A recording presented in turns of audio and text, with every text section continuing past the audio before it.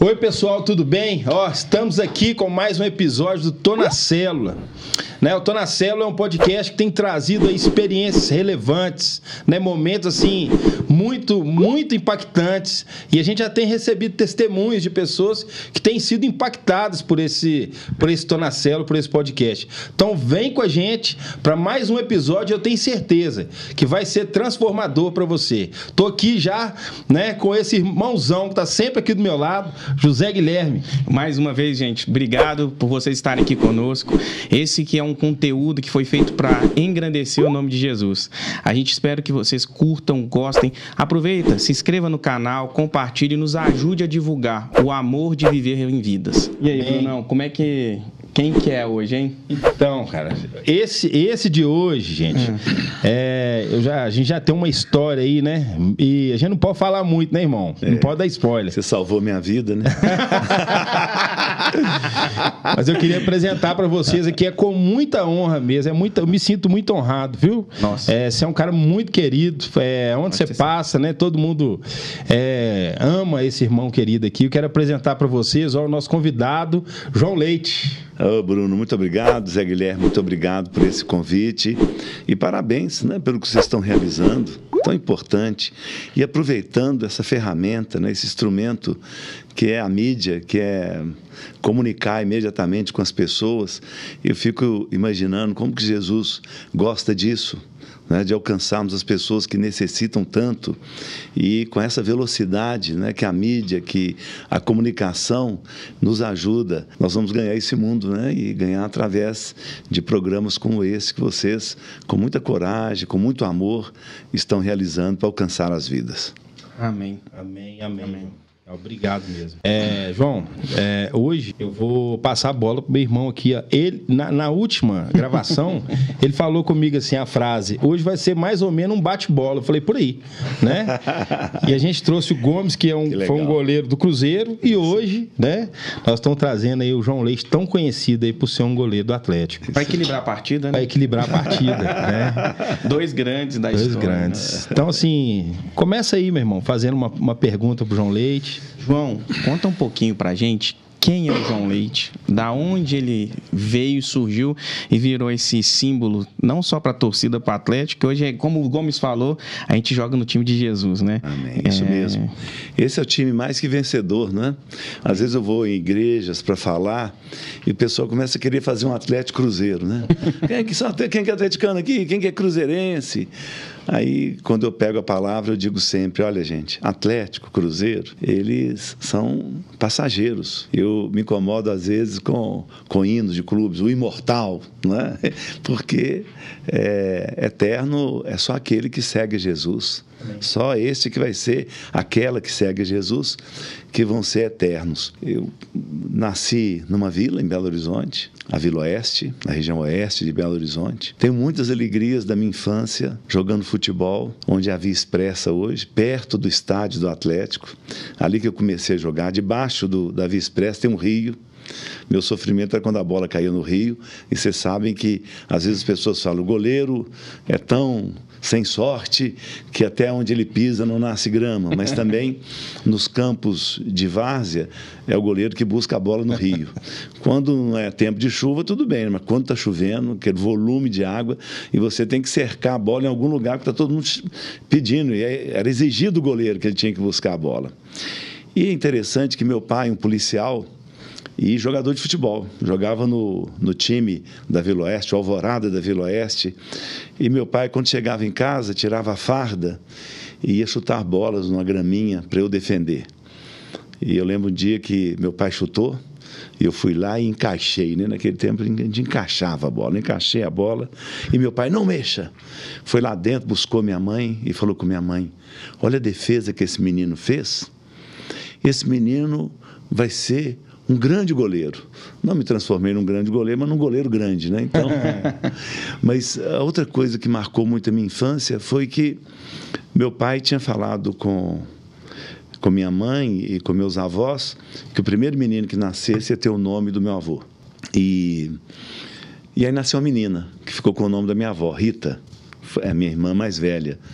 uma das que me alcançou para Jesus. Ela e a Ângela, elas foram editoras da editora Betânia. A minha casa era cheia de livros da editora Betânia, A Cruz de Punhal, Foge, Nick, Foge, Como Estudar a Bíblia Sozinha, de Tim LaHaye. Então, elas traziam todos os livros e queriam que eu lesse, e falavam de Jesus para mim o tempo todo. E eu, um coração duríssimo. Mas então, nasceu o segundo filho de minha mãe, homem, e eu nasci justamente no dia do aniversário do meu avô. 13 de outubro, está aproximando aí meu aniversário.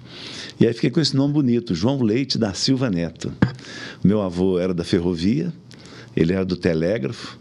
Minha avó falava sempre, João, falava com meu avô, como é que você sabe tantas coisas, João? Porque no telégrafo chegavam publicações, livros, e meu avô devorava, lia tudo. E meu avô era um homem, assim, espetacular. E é interessante que meus últimos 7 anos, eu presidi a Comissão de Ferrovias da Assembleia Legislativa de Minas Gerais, fazendo aquilo que eu vi na minha infância, né? A gente ia passar férias na casa do meu avô, que era do lado da estação ferroviária, uma estação chamada Estação Velha da Taipa, perto de Pitangui, Minas Gerais. E a gente ia de trem até lá, sabe? E hoje eu estou totalmente envolvido nessa questão. Trabalho para uma empresa que vai reconstruir a ferrovia Bahia-Minas.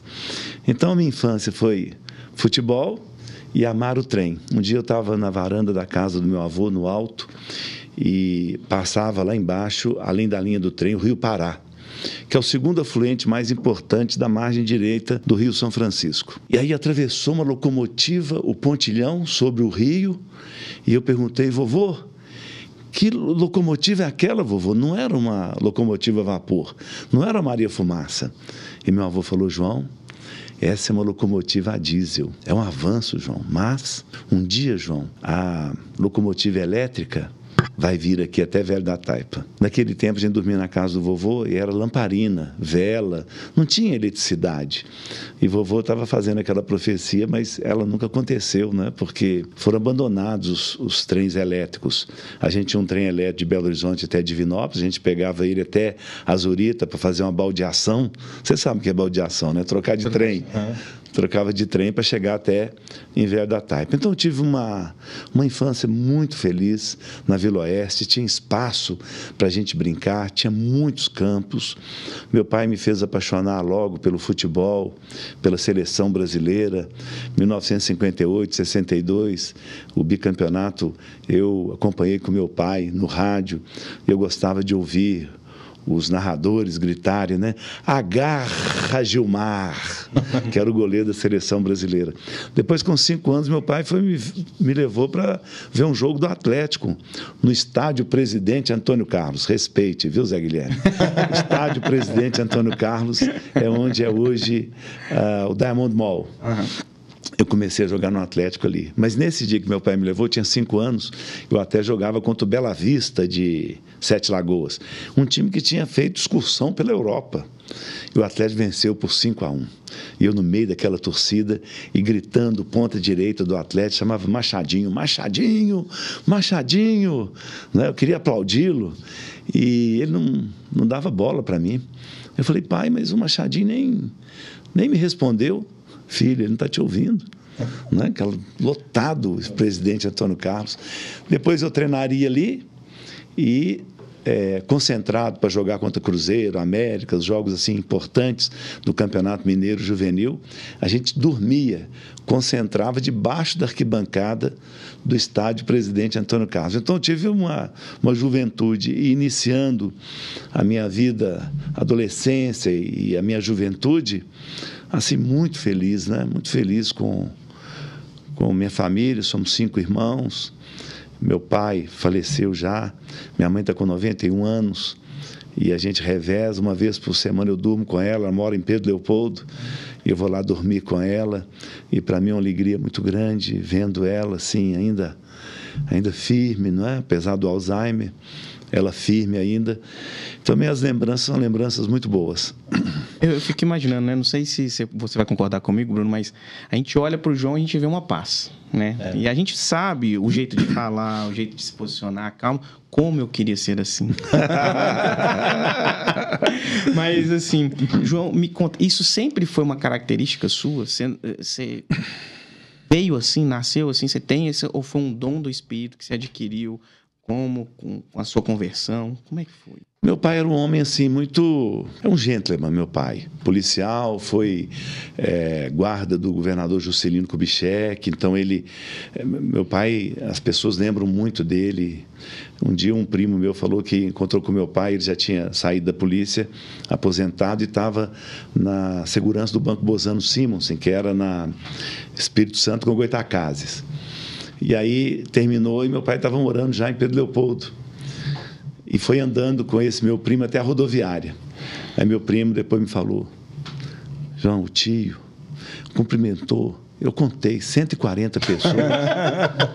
140 pessoas conhecem ele, porque ele foi guarda na Avenida Afonso Pena. Ele fazia a guarda dos quarteirões da Avenida Afonso Pena. Era um tempo que não tinha viatura, não é? Uhum. E ele fazia isso. Então, meu pai era um homem, assim, muito querido, sabe? Amoroso demais.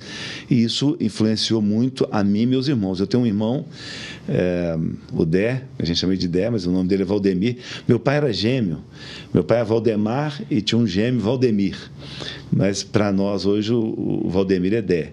E os sobrinhos todos, sobrinho neto, sobrinhos do Dé, o chamam de tio doce, porque ele é uma pessoa doce. Mas a transformação mesmo da minha vida foi conhecendo Jesus. Cada dia mais eu sinto isso. Alguém que tem Jesus, alguém que tem o Espírito Santo, é uma pessoa amável, uma pessoa amorosa, não é? Isso aqui é Jesus. Jesus veio para as pessoas mais simples. Eu gosto de cumprimentar as pessoas assim mais simples, gosto de estar com elas. Então, a transformação real assim da minha vida foi quando eu entreguei meu coração para Jesus. Aí mudou e cada dia vai mudando mais. Né? E eu gosto demais disso. João, eu queria... Você já contou alguns casos para mim, então eu vou trazer uns casos que você contou para gente aqui, né? Mas um deles que talvez eu vou até avançar um pouco, depois a gente volta.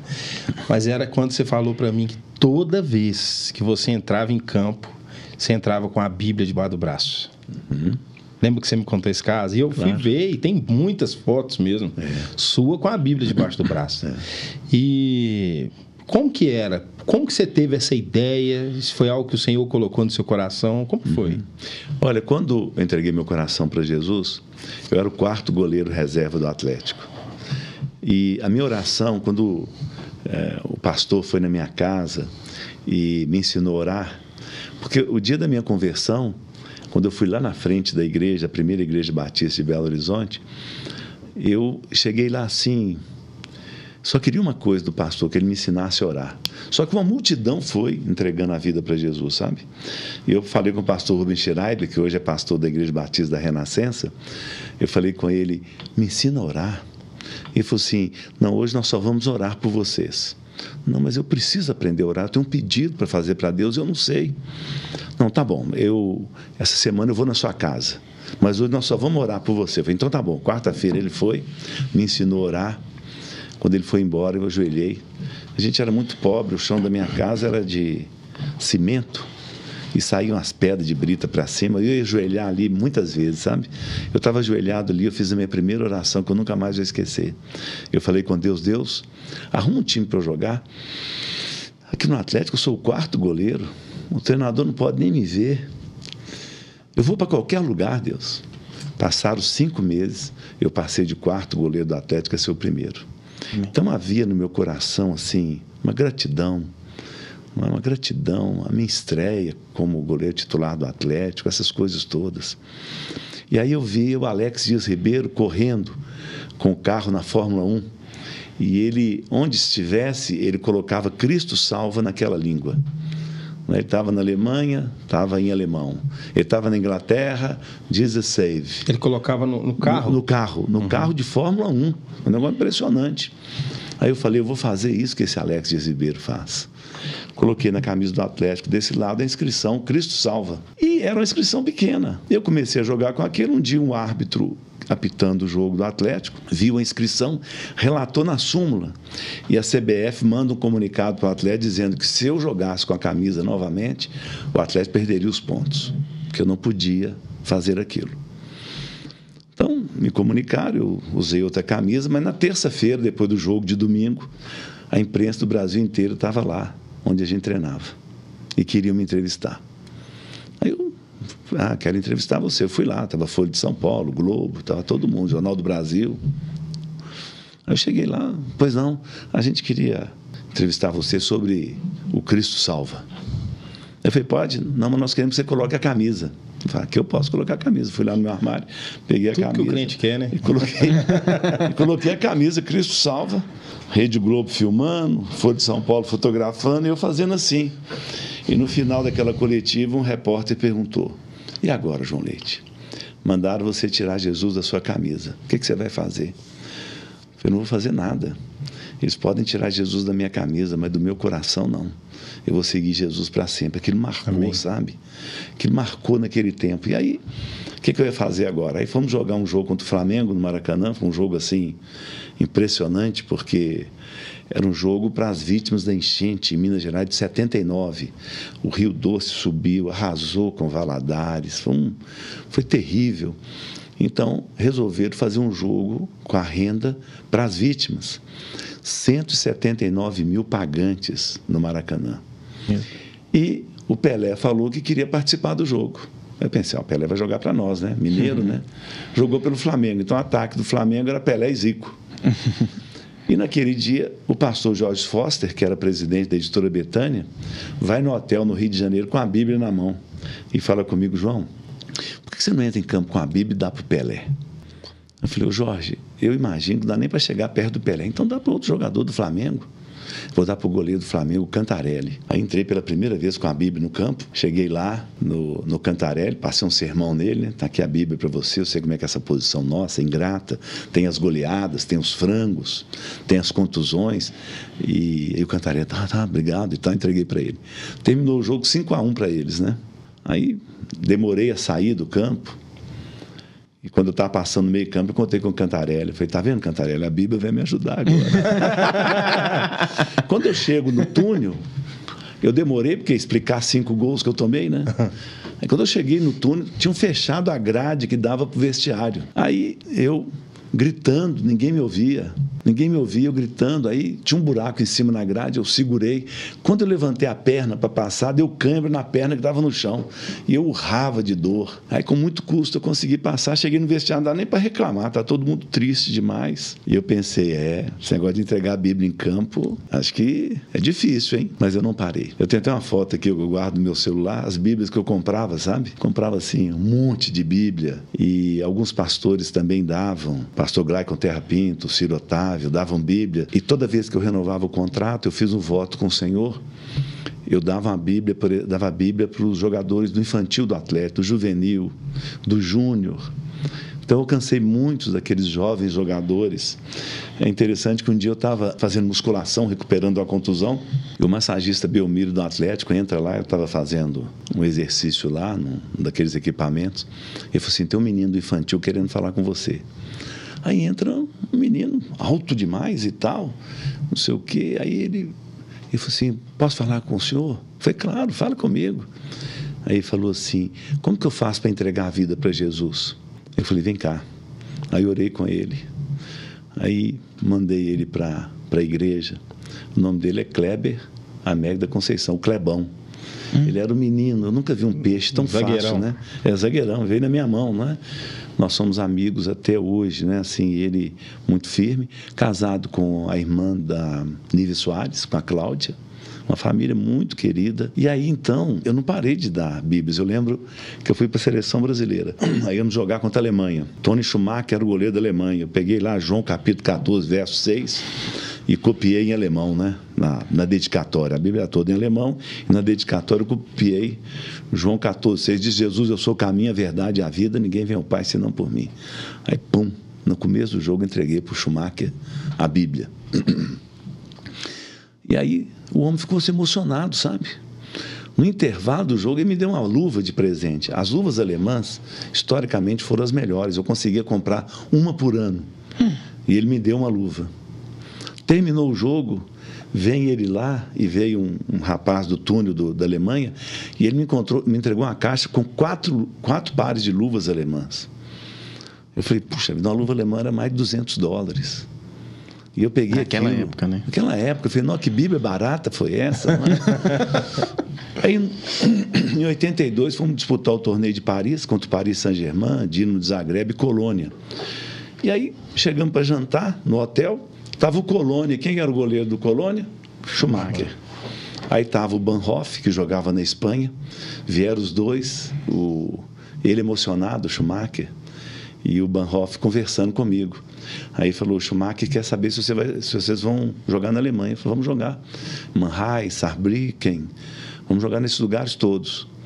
Eu não sabia o que era e tal. Aí fomos jogar o torneio de Bilbao, de Cesena, e fomos para a Alemanha. Aí eu chego em Saarbrücken, cansado, a delegação toda assim, ficamos esperando o supervisor escolher os quartos para cada um. Aí, de repente, o recepcionista, Mr. Leite, Mr. Leite. Aí eu falei, não sou eu, né? Se você queria falar Mr., era Milk, né? Mr. Milk. Mas aí eu fui lá, for you. Aí eu olhei, tinha uma caixa desse tamanho. Aí peguei a caixa, levei para o meu quarto, 17 pares de luvas alemãs. Schumacher, to my friend, Leite. Nossa, aí fiquei impressionado, que multidão de luvas, né? Aí quando eu cheguei no Brasil, mandei para o Samuel, que era um goleiro atleta de Cristo do Remo de Belém, e mandei para o Daniel, goleiro do Tiradentes de Brasília. Aí foi muito engraçado, porque eu mandei as luvas para eles, né? Aí passou um tempo, o Daniel escreve para mim, João, aquela luva que você me deu acabou, manda mais uma.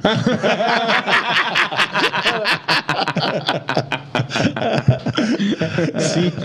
Então, depois, gente, eu passei a fazer reuniões no meu quarto, na concentração. Coisa espetacular, sabe? Assim, milagres, né? E coisas assim impressionantes. Eu lembro de um jogador que entrou um dia. Você sabe aquela pessoa que você imaginava assim, nunca entraria naquela reunião? Pois entrou esse cara. Ficou lá e tal, e de repente soltou a letra que ele queria, né?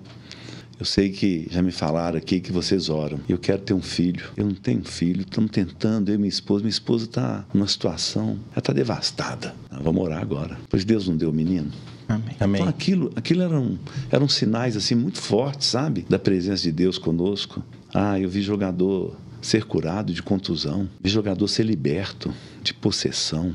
E a coisa mais impressionante era as viagens. Uberlândia, era tudo de ônibus, né, naquele tempo, mas 560 quilômetros. Aí você está voltando no ônibus, aí senta do seu lado um jogador e vira para mim e diz assim, João, você acha que uma pessoa pode ter demônio? Eu assim, eu creio nisso. Mas como é que você sabe? Não, Jesus falou. E Jesus expulsou demônios. Mas por que você está me perguntando isso? Porque eu acho que eu estou com um. É mesmo? Estou fazendo coisa que até Deus duvida. O que eu estou fazendo, João? Eu falei, não precisa me contar, não. É melhor. O que eu posso fazer, João? Você tem que entregar a sua vida para Jesus. Uma casa aberta, sem proteção, sem ter a presença do Senhor na sua vida, é uma casa fácil de ser invadida. Sua vida vai ser sempre invadida pelos inimigos. Você não tem proteção? A proteção é Jesus na nossa vida. É só isso? Só entregar a vida para Jesus? Não. É entregar a vida para Jesus e ficar firme com Jesus no caminho. Ele falou assim, eu vou ficar firme? Vou ficar firme. E se eu não ficar firme? Bom, Jesus explicou que depois que o demônio é expulso, ele anda por lugares áridos e volta para ver aquela casa. Aleluia. Se ela estiver vazia, ele volta para aquela casa e traz 7 demônios piores do que ele.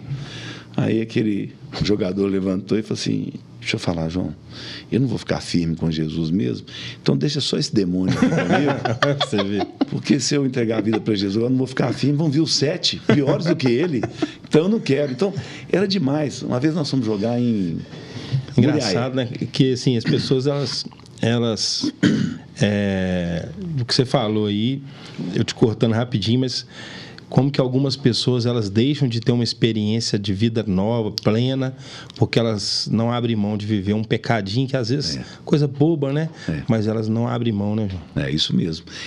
Então nós jogamos em Muriaé e nós tínhamos jogando conosco naquela altura o Reinaldo estava machucado, jogava o Dario. O Dario foi contratado e jogando conosco. O Dario era um jogador espetacular, né? Ele usava aquele negócio, né? 3 coisas param no ar, né? Beija-flor, helicóptero e Dadá, não é? E ele parava no ar mesmo. Naquele jogo, na quarta-feira, ele fez 2 gols de cabeça. Ele subiu e gol. Aí, Muriaé dava 5 a 6 horas de viagem à noite, mas de madrugada. E sentei no meu lugar no ônibus, jantamos, né? E veio a delegação. Aí, de repente, sento o Dadá do meu lado. Eu estou contando isso porque ele já me autorizou. Né? Aí sentou do meu lado e falou assim... Manda um abraço para ele e falou assim, Dadá. Dadá, você me autorizou, hein, Dadá? Estou aqui contando pro povo, hein? Aí o Dadá senta do meu lado e fala comigo assim, direto, assim, na cara. João, o que é holocausto? Eu falei, pronto. O Dadá está interessado em Jesus, né? Peguei minha Bíblia na bolsa de baixo, assim, do banco, e comecei lá em Gênesis. O sacrifício, o cordeiro, o sangue do cordeiro para perdoar os pecados. E vi umas 2 horas na Bíblia até chegar em Jesus, o Cordeiro de Deus. Cordeiro sem pecado, sem mancha. E esse foi o holocausto perfeito. Ele deu a vida por mim e por você. E Dadá, e todo aquele que entrega o coração para Jesus, tem o perdão. Tem o perdão por causa desse holocausto perfeito. Então, você quer, Dadá? Quer o quê, João? Entregar a vida para Jesus? Não, João, aqui domingo vamos jogar contra o Cruzeiro.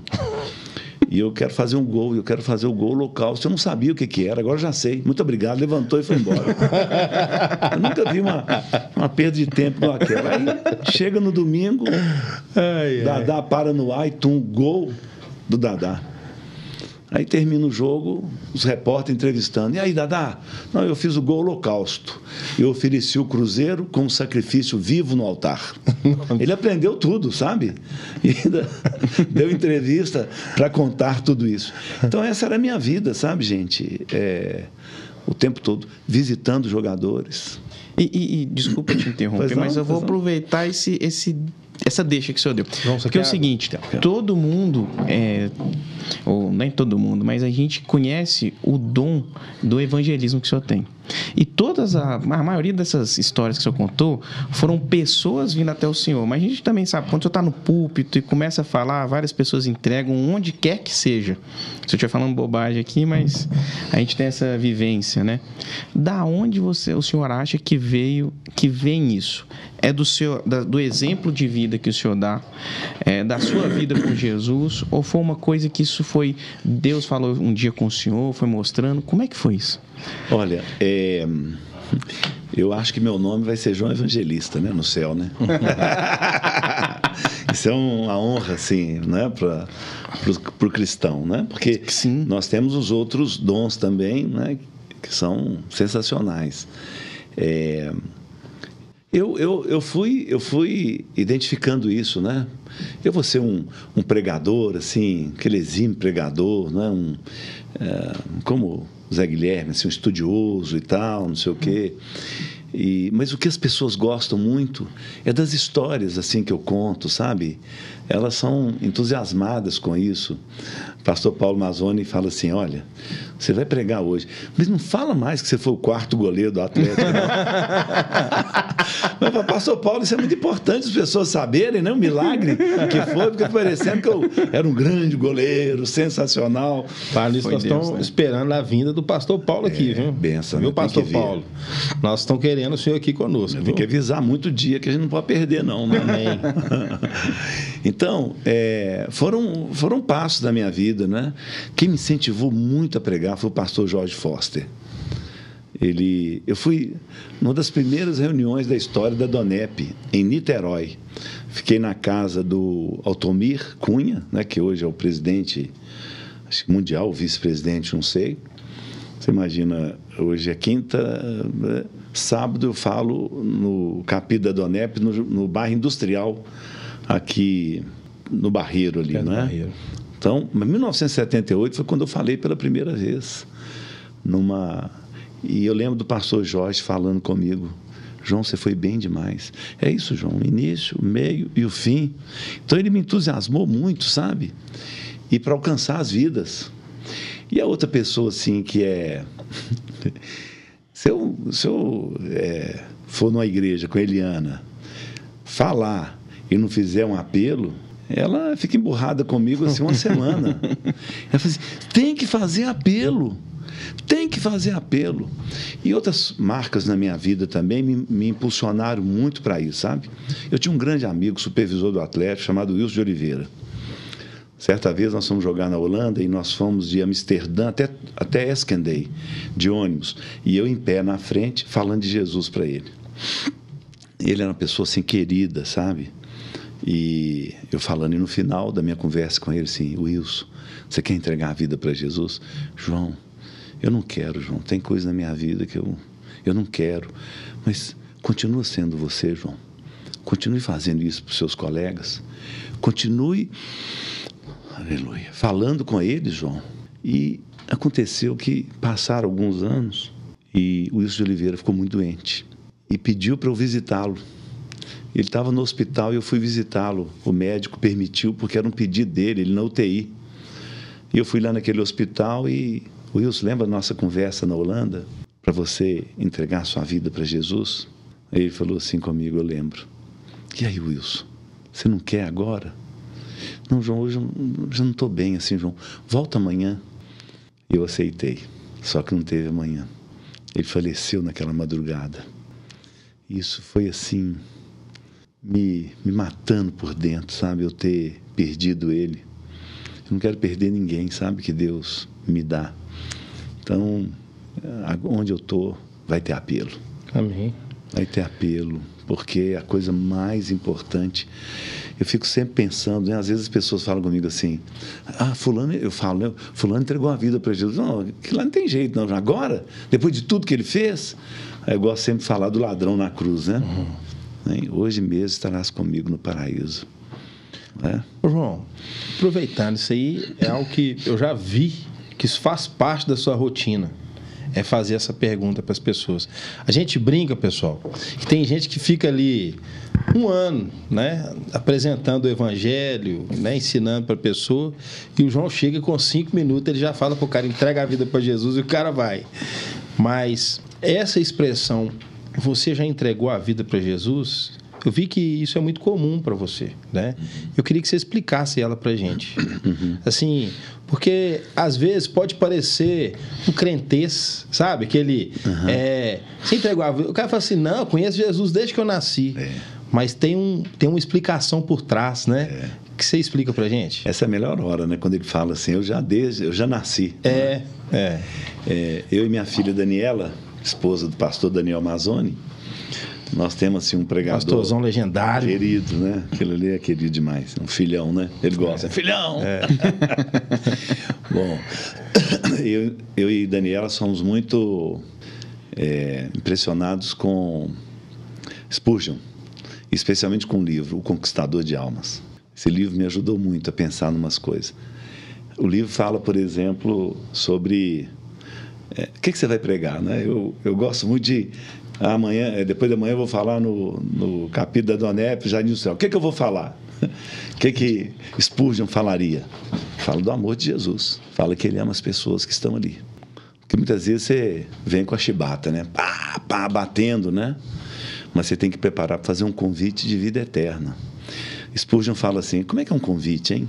Levanta aí onde você está, pecador! Levanta aí, senão você vai morrer essa noite. A gente faz um convite assim, você mandou mensagem para mim, você ligou para mim, João, você pode vir, João? Não é que eu vou falar não para você? Você me salvou minha vida, né, João? Eu tinha que vir, né? Isso aí. E para cumprir também meu chamado de levar a mensagem de Jesus. Então eu aprendi, sabe? É um convite.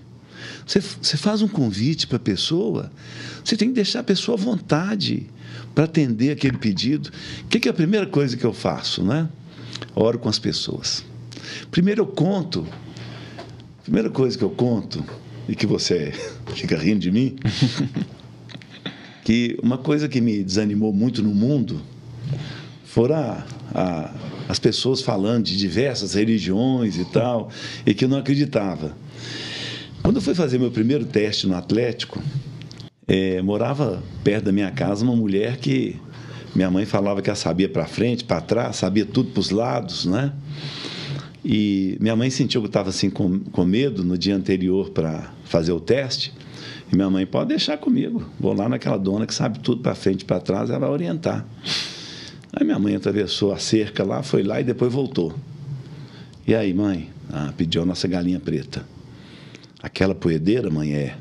Ela pediu a galinha preta. Vou lá levar. Tá? Aí foi, voltou.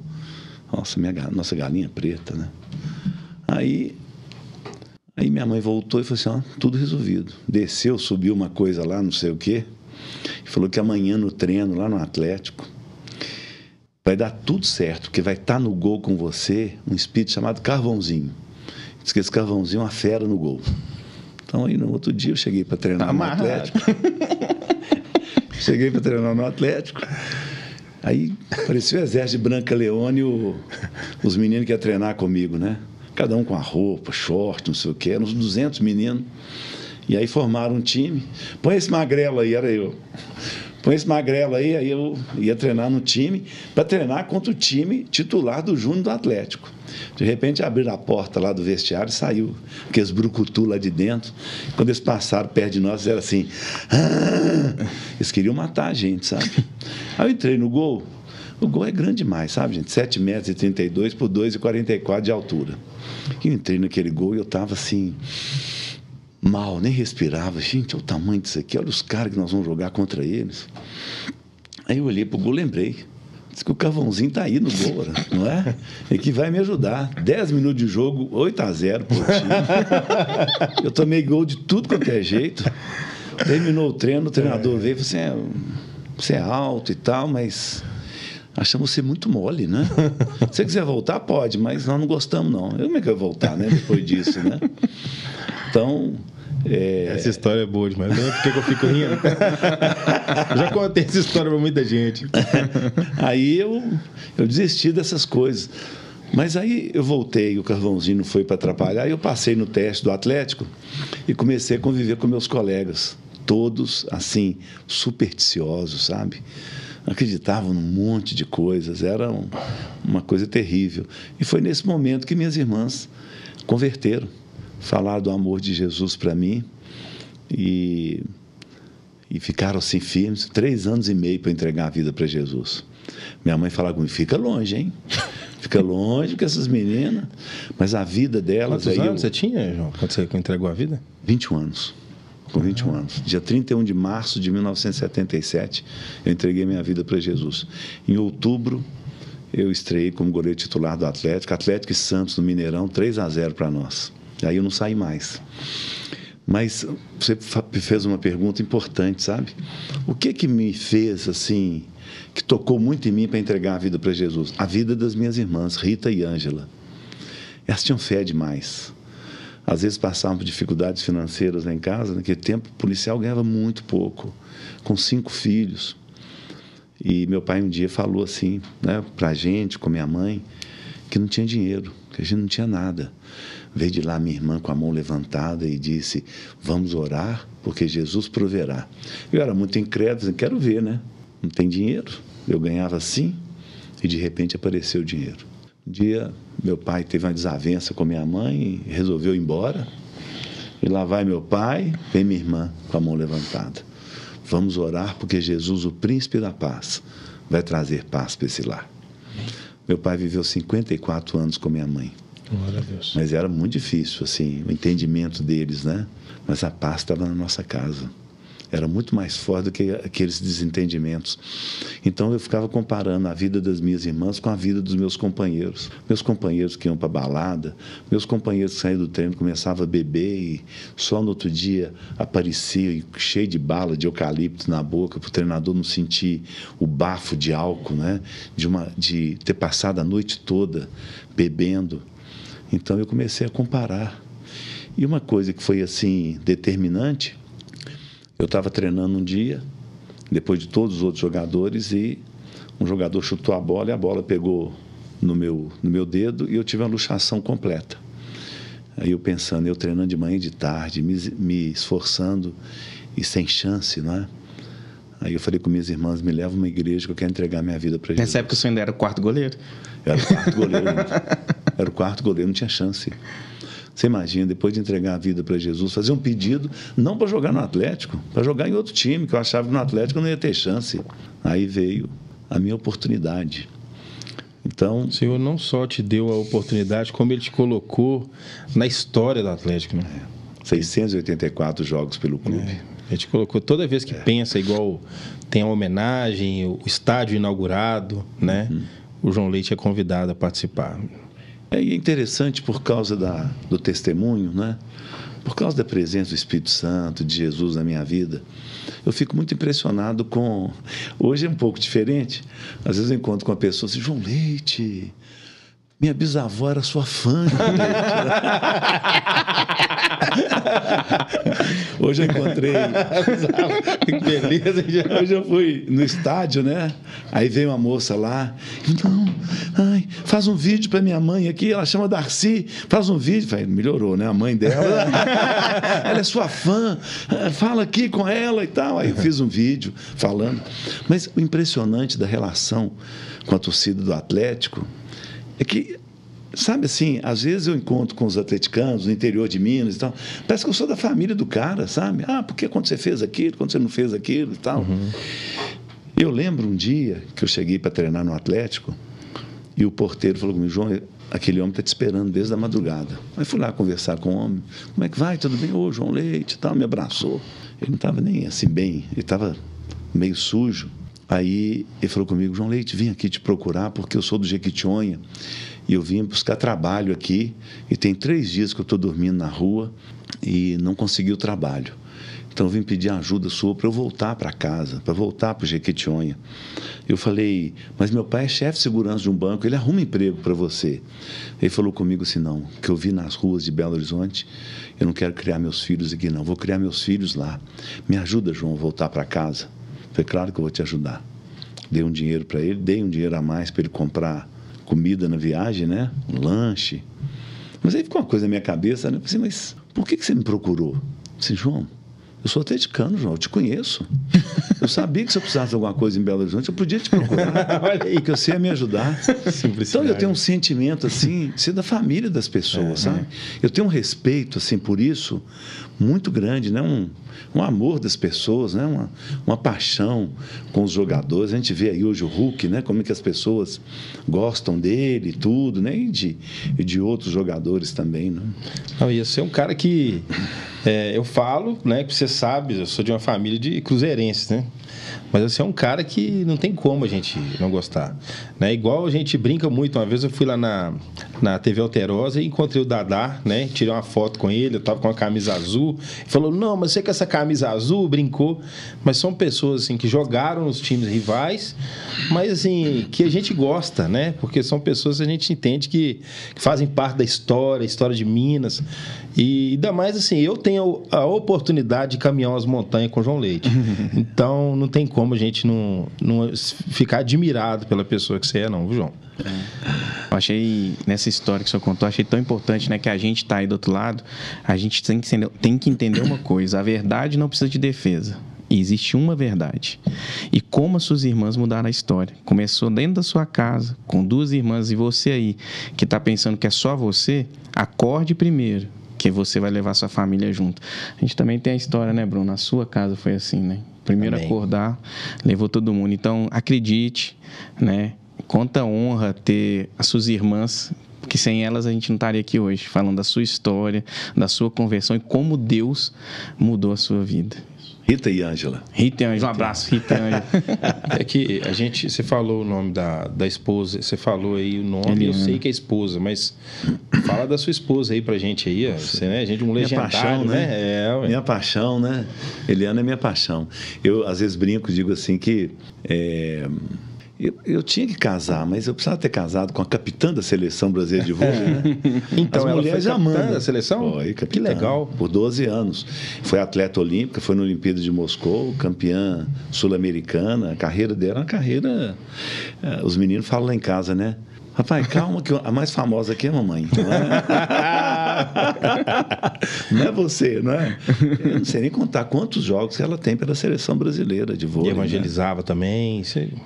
foi jogar na Coreia, foi levando Bíblia para as coreanas. Não é? Então, e foi muito interessante como nos conhecemos. A Mocidade para Cristo tinha um missionário, Abraão Soares da Silva, e o Abraão convidou todos os jogadores que tinham naquele momento, estavam ligados ao esporte, que ou tinham ido à igreja, ou tinha informação. Então tinha o Niator, do futsal, que era um grande jogador, a Eliana, eu, Heleno, e chamou para uma reunião na casa dele. Ele morava ali no Colégio Batista, então a gente estava na casa dele e aí ele deu uma palavra sobre a importância e ele estava tendo, inclusive, uma oferta dos Estados Unidos de um irmão que fazia um trabalho com jogadores de basquete nos Estados Unidos, do futebol americano, alcançou atletas para Jesus, e ele estava apoiando o trabalho no Brasil, tudo iniciando. E daí que dessa reunião, nasce os Atletas de Cristo. E a Eliana foi nessa reunião, a irmã dela também participava, Cristina, que foi casada com o Dr. Alberto Mazzoni, irmão do pastor Paulo Mazzoni, e a Cristina faleceu. Então, a Cristina ia também. E aí, nessa noite que a Eliana foi, no final a gente podia pedir oração, que o Abraão ia orar pelos pedidos dos atletas. E Eliana, eu tenho uma proposta do Avaí, para jogar no Avaí, eu queria que vocês orassem para que tudo desse certo. Será que orou?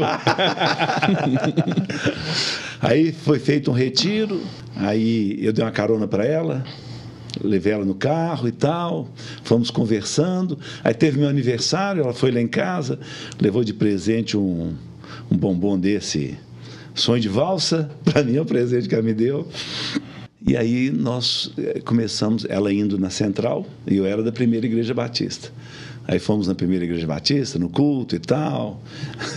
Aí o pastor Murilo Cassete era assim, daqueles, sei lá, sanguíneos ou coléricos, não sei. Ele ficava vermelho, né? Muito querido, mas ficava vermelho. Aí eu lá em cima, na galeria, com a Eliana, sentado, a gente assistindo o culto.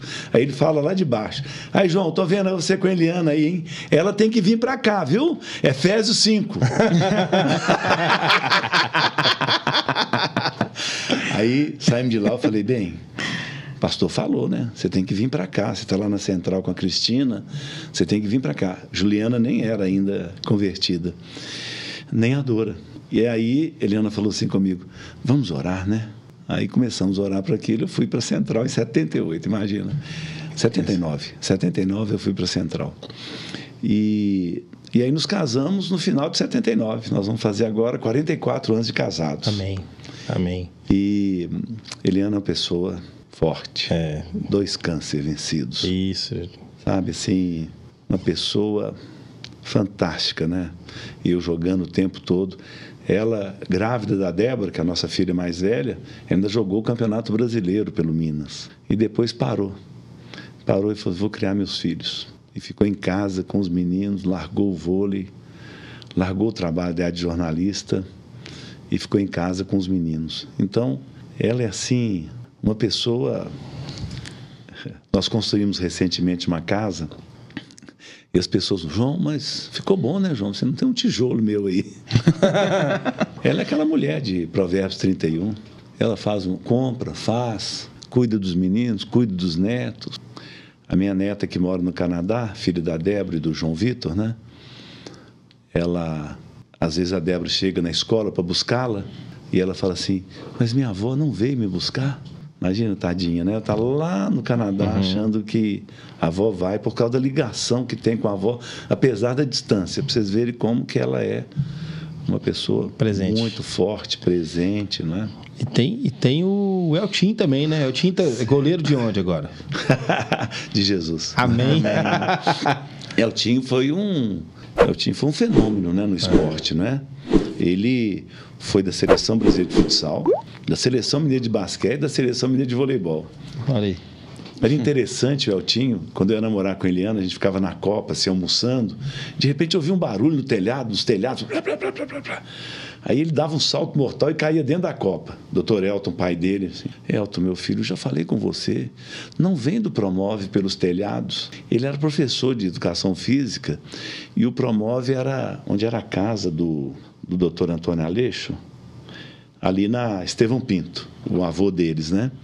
Então, do Promove, ele saía pelos telhados. Parecia um macaco, né? E caía lá dentro de casa. Os vizinhos estão reclamando, Elton, de você, Elton.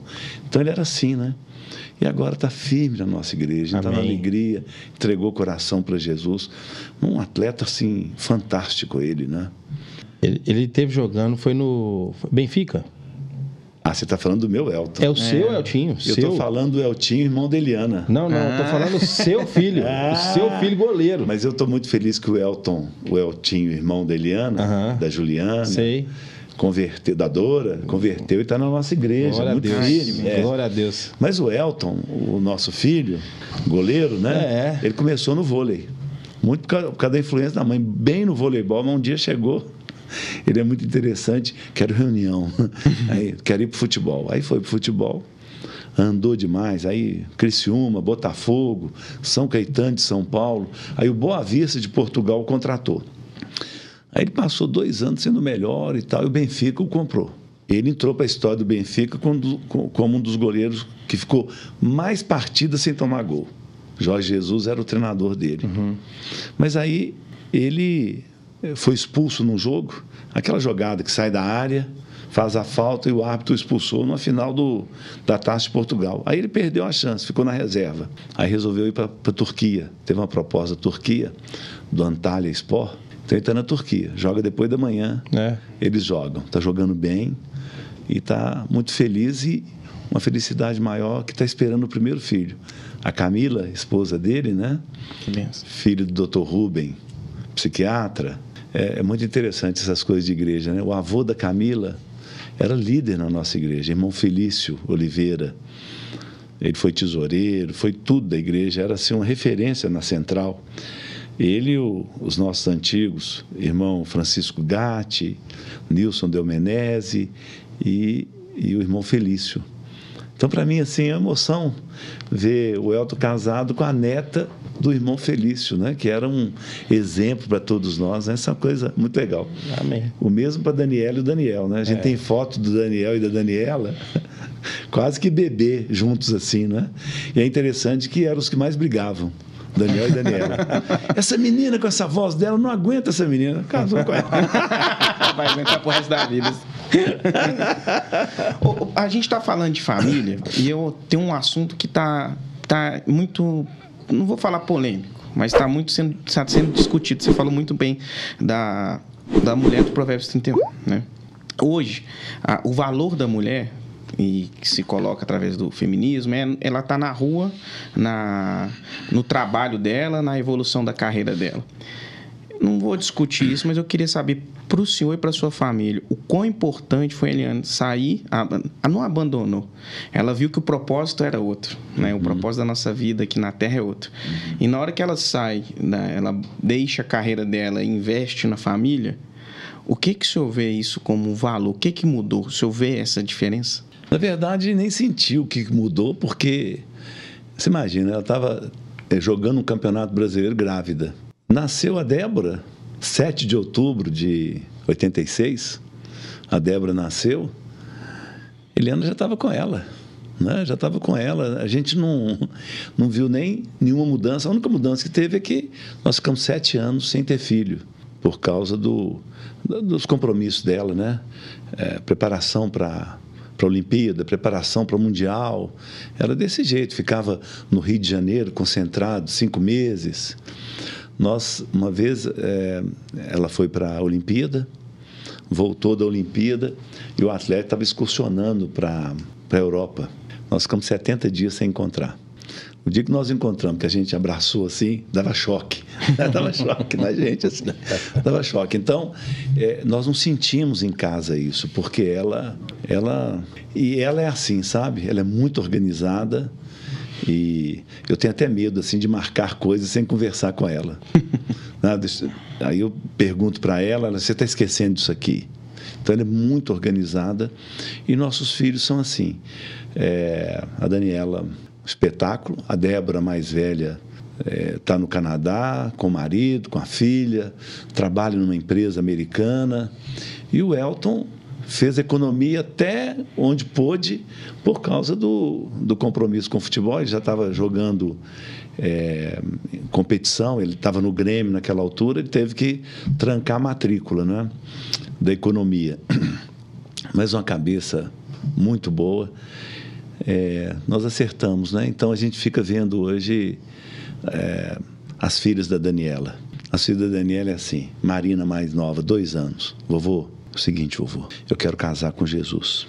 É mesmo, filha? Eu quero casar com Jesus, eu amo Jesus, eu vou casar com ele. 2 anos de idade. O que mais, filha? Não, quando eu chegar lá, eu quero encontrar com o anjo Miguel e com o anjo Gabriel. Você gosta deles? E quero ver também Elias, pai, porque ele subiu para o céu direto, pai. 2 Eliseu anos. ficou para trás. 2 anos de idade. Aí eu falo assim, né? Então é isso, quer dizer, presença, né? Me leva para a livraria da Central. Eu quero uma Bíblia. Aí eu não vou comprar uma Bíblia. O homem que deu Bíblia para todo mundo, não vou dar uma Bíblia para minha neta. Todas têm a Bíblia. Tem a celulinha delas, célula delas. Amém. Elas têm célula. E então, para a gente nós estamos colhendo o que Eliana sempre esteve presente, né? Mesmo quanto que ela sempre esteve presente. Sempre, tá? Vai viajar para o Canadá agora. Vai lá porque a nossa neta está assim, né? Querendo ela. E a Débora pensando em ficar 3 meses aqui. Acertou com a empresa já, fazer home, né? Home office. E vir aqui ficar por causa da avó. Né? Aqui, ó, antes da gente entrar agora no assunto, né, que é a célula, e se a gente for parar para a gente escutar todas as histórias do João Leite aqui, nós vamos fazer episódio, até o episódio 30 e poucos, né? Mas antes disso, eu queria lembrar, porque o Zé Guilherme tinha falado que ia perguntar antes, se ia comentar, e aí eu vou falar para você comentar, irmão, do pastor Ronaldo, né? Lembra dele aí, ó. Pastor Ronaldo Luiz, uma bênção, foi da igreja Getsemane do Castelo, onde eu não me converti aqui, eu estava no Canadá quando eu me converti, mas eu voltei e fiquei muito tempo naquela igreja, e ele é uma bênção, ele sempre contava a história da conversão dele. E adivinha quem participou da história de conversão dele, Bruno? E foi fácil, né, João? Nossa, difícil. Conta aí pra gente. Ronaldo Luiz, o anjo. Ronaldo Luiz é uma pessoa assim de muito caráter, sabe? Muito firme. Foi campeão mundial pelo São Paulo, né? Foi campeão mundial pelo São Paulo e assim uma performance fantástica dele, não é? Ele era um jogador assim, eu lembro sempre isso. Eu saía do gol, dava um soco na bola, errava a bola, aí falei, vai ser gol. Eu meio perdido na área, chutavam pro gol vazio, Ronaldo Luiz estava lá, tirava de cabeça. E isso no São Paulo também, na final do campeonato mundial, ele tirou uma bola de cima da linha. Ele era impressionante, mas o caráter dele, que era uma coisa impressionante, ele tinha a religião dele, uma ligação muito forte com os pais, então ele via todos os jogadores me seguindo no América, indo pro meu quarto, e ele durão, e aí ele viu o Palhinha entregar o coração para Jesus. Imagina, 17 jogadores converteram. Então, aí ele começou a aproximar mais e tal. E uma coisa que impressionou no América foram os sinais, sabe? Tudo que a gente fazia tinha um sinal. O jogador que estava machucado curava. Então, isso também tocou muito na vida dele, sabe? E para mim é uma alegria ver ele assim como pastor em São Paulo. Ele ficou bem acompanhado também, né? Raquel, a esposa dele, né? Uma pessoa muito querida. A filha está... Foram 3, né? Uma já foi para o Senhor, né? E hoje são as 2 que estão sendo... Muito envolvida com a igreja, Sim. né? O dia que eu fui lá falar na igreja, estavam lá os jogadores do América e tal, estava o Juninho vai. E outros jogadores estavam lá. Keno, quando estava aqui, ia muito lá também. Né? Pois é. Ele falava o seguinte, você falou do seguinte, pastor, o senhor me perdoa se eu estiver errando alguma coisa, mas a memória falha, mas era assim, o dia que ele foi, ele estava com com um encontro com uma mulher casada marcado. Aí o pessoal chamou ele para ir pra cela e falou assim: eu não vou não, gente, porque se eu for e eu entregar, eu não vou poder ir nesse encontro. aí ele, mas acabou que ele foi, não foi nesse encontro, fez nada e tal, e converteu, e tá essa bênção, essa pessoa maravilhosa, frutos, ímpar. né? Que palavra ali a gente chama de, tem uma ideia que a gente chama de batisbleia, porque ali pega fogo. Aquele homem é bênção demais. Graças a Deus. E até aproveitando, Bruno, que até nem... vai ser um gancho, porque a gente vai falar de células e os atletas de Cristo, né, que o senhor é um dos fundadores, ele como é que começou isso? Né? O senhor falou um pouquinho aí antes, mas ele começou isso e a gente pode associar ele como uma célula? Pode sim, né? Tem toda a característica de uma célula, o trabalho de atletas de Cristo, e nós temos uma reunião assim anual muito forte, que é o Congresso de Atletas de Cristo. Quando nós fundamos Atletas de Cristo, né, a partir daquela experiência da Mocidade para Cristo e tal, nós sonhamos com esse congresso, vamos fazer um congresso e tal, e o pessoal falou assim, vai ser em Curitiba. Conseguimos recursos e tal, e vamos fazer em Curitiba. Aí eu e Eliana fomos de carro, a Eliana não foi. A Eliana estava no Campeonato Brasileiro de Vôlei, que era sempre no final do ano. Eu fui sozinho. E naquele encontro em Curitiba, o primeiro encontro, o Congresso Nacional dos Atletas de Cristo, para vocês sentirem como que era a barra, chegou eu, o Baltazar, o Jânio era um jogador do Júnior do Atlético, que eu tinha falado do amor de Jesus para ele, Jailton, goleiro do Madureira do Rio. E aí chegamos, à noite aí vai chegar nos ônibus que chega à noite, ou senão amanhã cedo. Não, eram 4. Eram 4 no Congresso Nacional de Atletas de Cristo, em 1981, janeiro de 81. Mas nós fomos muito abençoados e sonhamos muito juntos ali. E começamos a abrir grupos nas cidades. Então, o Baltazar foi para Goiás, tinha o grupo, Belo Horizonte tinha o grupo que eu liderei por muito tempo, e era uma célula. Eu falava na célula e íamos alcançando as vidas, e crescendo, e multiplicando, e aí passamos a ter uma célula em Contagem, outra célula em Patrocínio, foi crescendo, Araxá, foi crescendo no estado, né? E nós temos esse mesmo sentimento. Quando, lá em casa, historicamente teve, a gente não chamava de célula naquele tempo, mas além da reunião de atletas de Cristo, a gente tinha um grupo que reunia lá em casa. Quando eu fui jogar em Portugal, continuamos com o grupo. Foi muito interessante porque um dia eu não esqueço dessa imagem. Eu dentro da minha sala lá de casa, a sala lotada, as janelas lotadas, a porta lotada de gente, não cabia mais. A igreja que a gente ia em Braga, Portugal, tinha 60 membros. E Guimarães, a cidade que eu jogava, não tinha igreja. E quando eu saí de Portugal, 4 jogadores do meu time com as esposas tinham entregado a vida para Jesus lá em casa. E aí eles iniciaram, não cabia na casa de ninguém, eles iniciaram a Igreja Evangélica Batista de Guimarães. Toda terça-feira eu tenho uma live que eu chamo de célula. É a minha célula. Porque com a pandemia, lá em casa tinha 3 células. Agora só tem 2. Só duas. Do pastor Daniel e da Daniela e da Eliana. E a minha célula continua sendo remota. Por quê? Porque entra o Alexandre Pinto, de Guimarães, fundador, junto com a gente, da Igreja Evangélica Batista de Guimarães. Entra o professor Ranulfo, de Simonésia. Entra gente dos Estados Unidos. E aí eu fico assim, como é que eu acabo com essa célula? Né? O povo está lá toda terça-feira acompanhando a célula. Sabe que a célula que a gente tinha lá em casa, ela deu muita dor de cabeça, sabe? E um dia eu quis desanimar. Não sei se vocês lembram, o pastor Paulo trouxe um pastor de Hong Kong, de igreja em células. E ele pregou na nossa igreja. E eu fui lá na igreja. E ele pregou, a mensagem dele foi sobre a célula de Jesus. Aí começou a falar da célula de Jesus. Jesus trabalhava com célula, ele falando. E Jesus, então, os membros da célula de Jesus eram os filhos de Zebedeu, João e Tiago, os filhos do trovão. Eles queriam botar fogo numa vila lá de Samaria. Quer que manda fogo? Vocês não sabem o que vocês estão fazendo. Vocês não mandar fogo nas pessoas, gente. João e Tiago. Tinha o tal de Tomé lá, que queria enfiar o dedo lá nas chagas de Jesus. Tinha o Natanael, que vem alguma coisa boa de Nazaré, eu não acredito nisso e tal. Tinha Pedro, negou Jesus 3 vezes. Olha a célula de Jesus.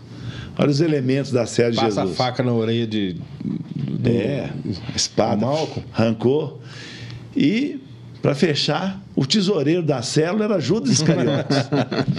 Depois que ele pregou isso assim, eu não posso abandonar minha célula. Minha célula é boa demais. É isso mesmo. Olha o que Jesus aguentou. Aí, João, vem, fala na tela ali, fala na câmera ali para a pessoa que às vezes está pensando em desanimar. Não desanime da sua célula. Jesus não desanimou da célula dele. Tinha lá o tesoureiro da célula, que era ladrão. Tinha o Pedro que negou Jesus. E Jesus perdoou tudo isso. Então, você, líder de célula, você tem que aguentar firme, porque Jesus vai te dar força para você aguentar firme a sua célula. Amém. Amém. Então, agora a gente queria focar mesmo em célula, né? Ok.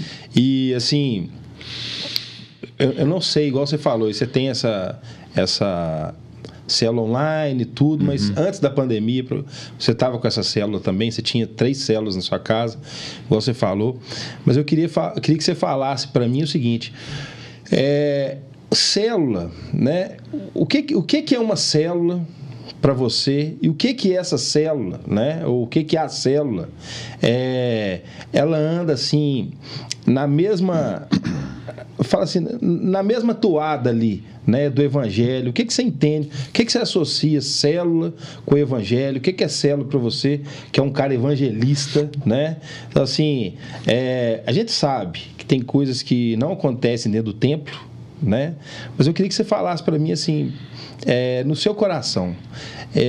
Provavelmente você aqui é a pessoa que está há mais tempo na célula do que eu e do que o Zé Guilherme, né? Nós temos, eu vou fazer 7 anos que eu estou 8 anos que eu estou em célula, né? Você falou para mim que você estava desde o início da central, quando a central começou, né, com a visão do celular, você já estava lá. Estava lá. O que você tem para falar para mim aí da célula? A célula é a igreja mais perto das pessoas, sabe? Eu, pegando, por exemplo, a reunião que eu fazia na concentração do Atlético, daquele atleta perdidaço, chegar para mim e falar: eu vim aqui porque vocês oram e eu quero ter um filho. Eu não aguento mais. Muitas vezes, assim, na igreja, a gente pode até ouvir uma confissão dessa, mas num pequeno grupo, numa célula, vai acontecer muito mais fácil. Então, a célula é a igreja muito próximo das pessoas, perto das pessoas, ouvindo as pessoas, tendo a oportunidade de conhecer de perto as pessoas. Eu fico vendo quando termina o culto na nossa igreja, né? E fica uma fila para falar com o pastor Paulo, né? Uma fila. Eu fico pensando: será que essas pessoas não têm célula, não, gente? Boa. Vamos lá, fala com o pastor Paulo, né? E normalmente é muito perto do almoço, né? Eu fico vendo a Juliana lá, querendo ir embora e tal, e aquela fila imensa para conversar com o pastor Paulo. A célula é isso, sabe? É o pastor Paulo, ele dividido pela cidade toda. O que são? 2.000 células? 2.000 células e as pessoas podendo ter um ouvido, 2 ouvidos para as lutas, para as dificuldades que elas estão vivendo, né, que elas estão passando. Ela não precisa esperar domingo, né? Se nós ligarmos agora para o pastor Paulo ou para o Daniel, nós vamos ter dificuldade de falar com eles. Eles estão lá, nós vamos ter a conferência, eles estão ligados lá, né? Mas com o seu líder de célula, ou com o irmão, ou com a irmã da célula, você consegue falar. Por isso que a igreja investiu tanto, né, nas células, a importância que as células têm. E esse é o sentimento mais fantástico de uma igreja. Uma igreja com porta sempre aberta.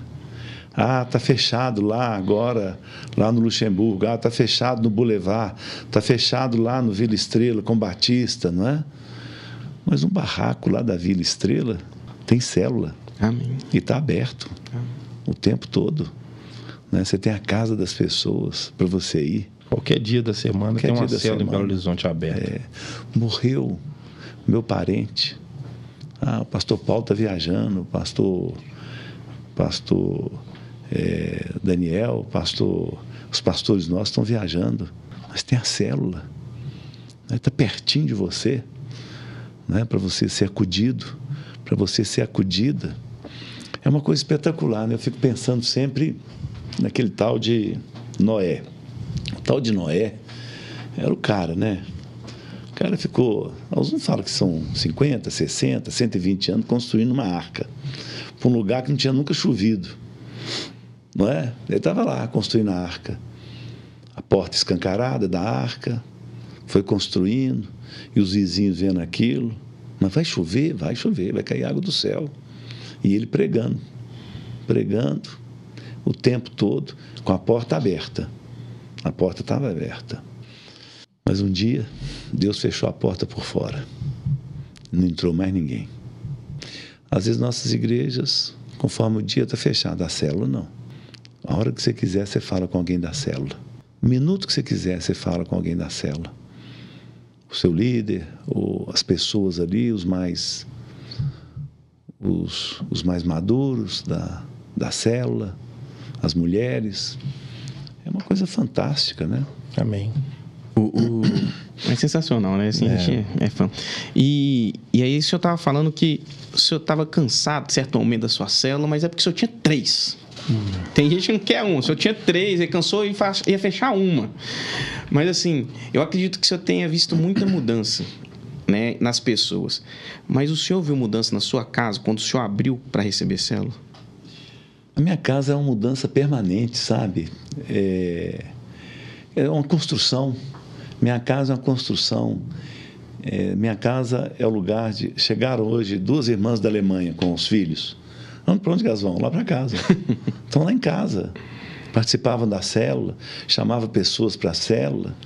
Então, lá em casa é uma célula viva, né? É permanente, o tempo todo. Almoçaram lá em casa. Tem um irmão que eu alcancei para Jesus. Ele trabalhou comigo muitos anos. Hoje ele foi junto comigo nos compromissos que eu tinha. E foi almoçar comigo lá em casa. Lá em casa é assim, né? E Eliana ama isso. Então a gente vê transformação permanente. Marina, minha neta de 2 anos. Porque, vovô, não vai ter minha celulinha hoje porque tem conferência. Olha. Então não tem a celulinha hoje, vovô. Ela tem 2 anos de idade.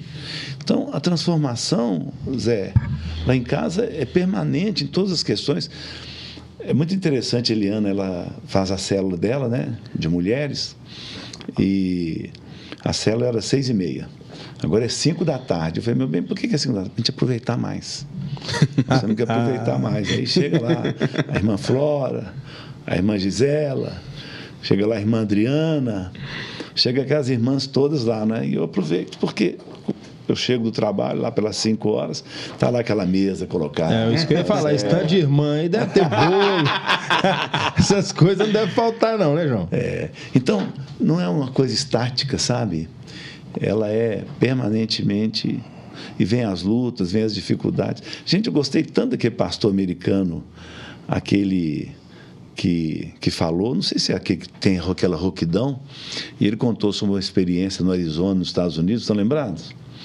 Que os cientistas construíram grandes estufas e plantaram árvores para ver a reação das árvores dentro de estufa num deserto, porque o Arizona é um deserto, né? E aí as árvores começaram a crescer dentro da estufa. E os frutos começaram a aparecer nos galhos, mas começou a acontecer uma coisa. Os galhos quebravam, não suportavam o peso dos frutos. E aí começaram a pesquisar.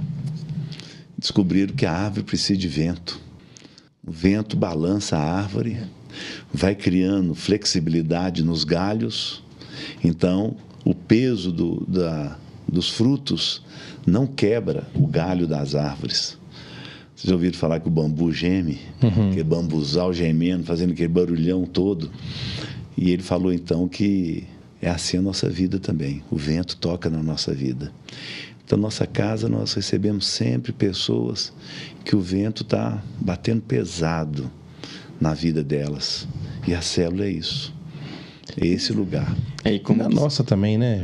O vento bate na nossa e as pessoas que vão nossa chegando também e vão ver que as batalhas elas são para todos, né? E bate na nossa também para a gente ter flexibilidade. Para entender o outro também. Aí o vento está batendo na vida dele. Né? Eu fico vendo a Eliana, por exemplo, né? 2 câncer. Ela não para de orar por cura das pessoas. Amém. Não para. Ela passou por isso. E ela sabe que nós temos um Deus que cura. Um Deus de milagre, né? Isso mesmo. Eu acho que é tão interessante, por exemplo, para o João é natural demais, né? Ele vive isso até com a experiência de vida que vocês têm, de sair muito de casa, a casa ali viva, recebendo gente, vinho, né? Como atletas que eu falo, claro, fora e recebendo pessoas. Mas quem está de fora consegue enxergar, por exemplo, no exemplo que você deu e agora que o senhor deu a respeito da sua neta, 2 anos, eu já quero a minha célula. E às vezes ela não entende o que eu estou dizendo, mas ela vive aquilo de uma forma que transforma ela muito mais que só palavras. É outro irmão, é outra irmã, é outra geração, uma geração da célula. Eles não vivem mais sem a célula, não. Né? As amizades, né? Os contatos, né? Os apoios. Eu tenho apoio na minha célula. Então, eles nunca vão abrir mão disso. Diferente, por exemplo, da minha geração. Muitos eram à igreja no domingo e acabou. Lá em casa era diferente. Porque a gente tinha os grupos, né, que iam lá para casa, tinha atletas de Cristo, então era diferente. Mas a igreja antes era isso. Você tinha a escola dominical, né? Tinha a escola dominical e tinha a igreja. Quarta-feira, na nossa igreja, tinha uma reunião de oração do pastor Nilson Del Menezes, que era uma bênção, eu amava, porque tinha os hinos do cantor cristão, mas igreja vazia. As pessoas não iam. Agora é diferente. E foi lá que você aprendeu esses hinos que você canta na montanha lá pra gente, né? Você sobe a montanha cantando os hinos lá. Eu ficava perto do Luiz Jesus, que Luiz Jesus, pastor Luiz Jesus tem um vozeirão, né? Então eu ficava perto dele, porque eu canto mal demais, né? E aí eu ficava perto dele e acompanhando, né? Ele cantando, eu ia acompanhando para não fazer feio. Um dia eu estava cantando, 2 irmãs estavam na frente, viraram assim, nem é possível que esse cara canta tão mal, né?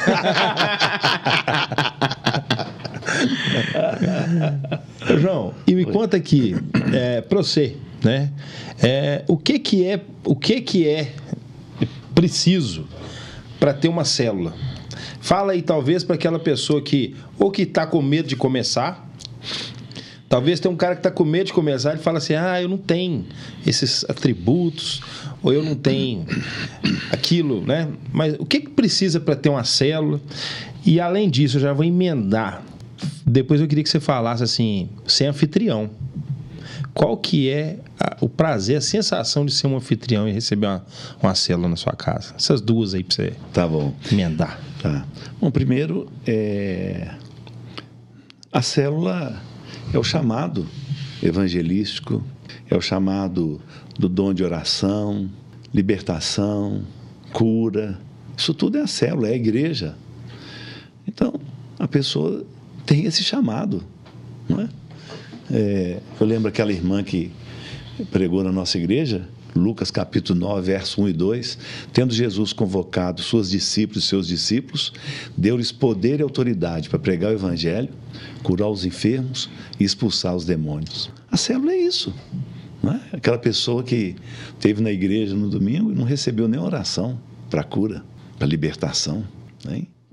Não teve um apelo para ela entregar o coração para Jesus? Legal. Isso tudo tem na célula.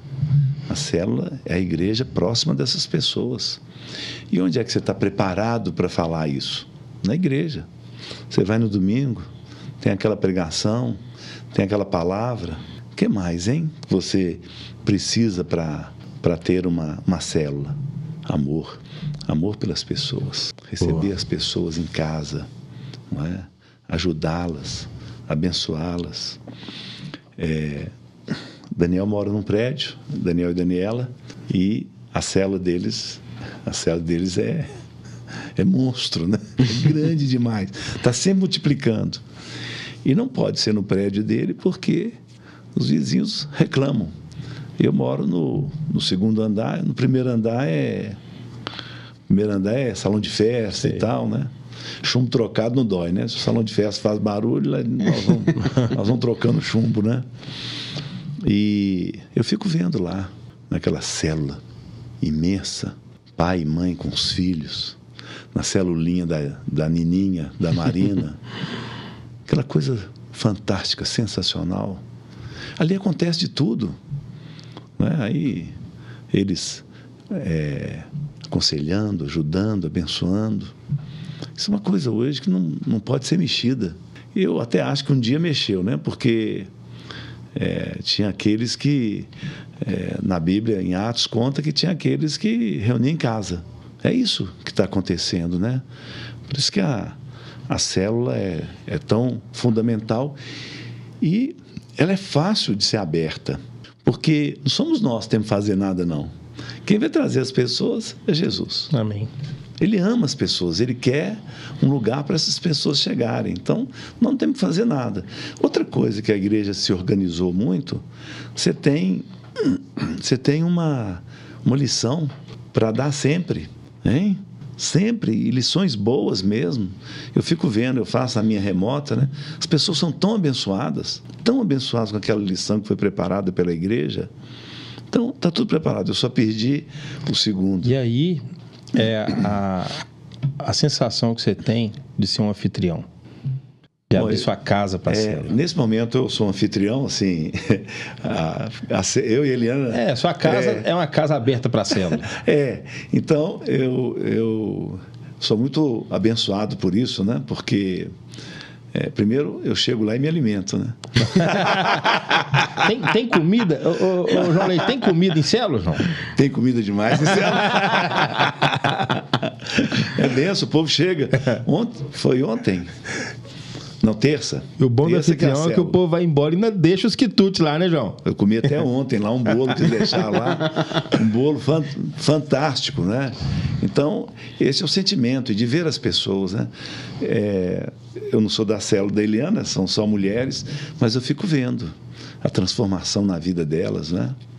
Nós temos viúva lá, nós temos 2 viúvas na célula dela. Tem uma viúva que perdeu a filha, a única filha que tinha. Está lá, dorme lá em casa, fica na célula e acha lá um pouso lá em casa. Pega uma cama lá em casa e dorme lá com a gente. Ou seja, se sente acolhida, né? Acolhida. Nós a amamos. Nós amamos essa mulher. O carinho. A filha era da nossa igreja. Filha da nossa igreja. Ela teve um câncer violento, foram anos assim de sofrimento. E essa viúva está lá em casa.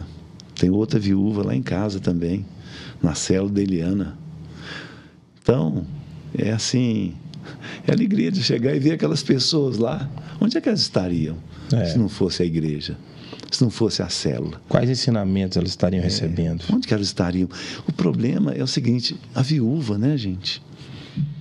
Tiago, né? A viúva, uma viúva que perdeu a única filha e perdeu o marido. E a célula, a Igreja Batista Central, que é o lugar, os irmãos, as irmãs que acolhem ela. Então, é você sentindo assim, aquilo mesmo que o Senhor falou. Eu quero ter o coração de Jesus. Eu quero ser como Jesus. Não é? O que Jesus faria nessa situação? As pessoas estão buscando isso. E nós temos que ser a resposta para isso. A célula é a resposta para isso. A gente, quando estuda os evangelhos, né? Principalmente os evangelhos, a gente ver como que as reuniões dentro das casas traziam resultados assim extraordinários, né? Então, a gente lembra lá, por exemplo, Jesus ali dentro de uma casa e os amigos descem aquele aleijado do telhado. Então, imagina aquela sensação naquele momento. Aí ele vai para a casa de Zaqueu, casa, né? Aí ele vai lá, Maria, né? Marta e Maria, casa, né? Então, assim, como que esses relacionamentos dentro de casa, eles eram importantes para Jesus, né? É isso mesmo. O apelo, né, para a nossa vida é que nós temos Jesus. Nós temos que dar para as pessoas. O mundo, eu vou conseguir para você aí uma série para você fazer a musculação, aqui, ótimo e tal, não é? Mas isso vai resolver o problema da viúva, isso vai resolver o problema daquele jovem que está hoje morando sozinho numa casa e ele está em depressão, porque tudo que o mundo está oferecendo não dá para ele a plenitude das coisas. Nós temos Jesus, ele tem que ser compartilhado, né? Tem que ser apresentado, e não adianta falar assim, não tem poder, né? Tendo Jesus convocado seus discípulos, deu-lhes poder e autoridade para pregar o evangelho, curar os enfermos e expulsar os demônios. Eu fico... Você estava falando, eu estava pensando, voltando nas suas respostas aqui, porque é onde a gente ganha identidade, né? Porque, como você detalhou aí, o jovem que estava perdido, a viúva que perdeu a filha.